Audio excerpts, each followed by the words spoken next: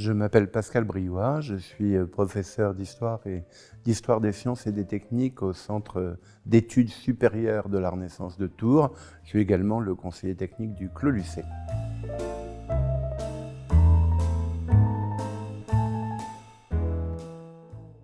Le choix de s'interroger sur les temps de la Renaissance pose d'abord la question de ce que c'est que la Renaissance. La Renaissance est un concept inventé au XIXe siècle d'un retour aux sources après des temps obscurs. Mais pourquoi ce pluriel? Parce que selon le champ que l'on choisit d'aborder, que ce soit l'art, les sciences, les techniques, l'économie, même la guerre, les thèmes ne sont pas les mêmes. Et il y a des renaissances dans tous ces domaines, de même qu'il y a des renaissances dans plusieurs pays avec des chronologies différentes.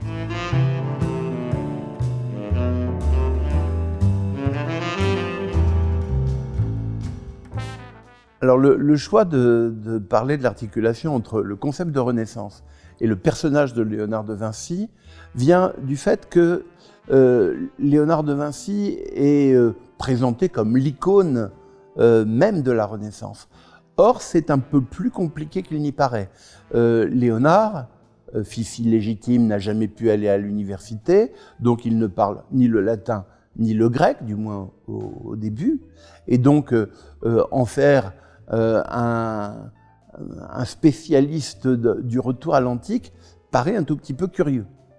En réalité, c'est un autodidacte que Léonard de Vinci qui repart aux sources, mais relativement tardivement. Il a 30 ans quand il apprend le latin, et il fait plus que retourner aux sources, c'est-à-dire qu'il a l'audace de contredire Galien, de contredire Aristote, et parfois de remettre en cause pratiquement 2000 ans de science.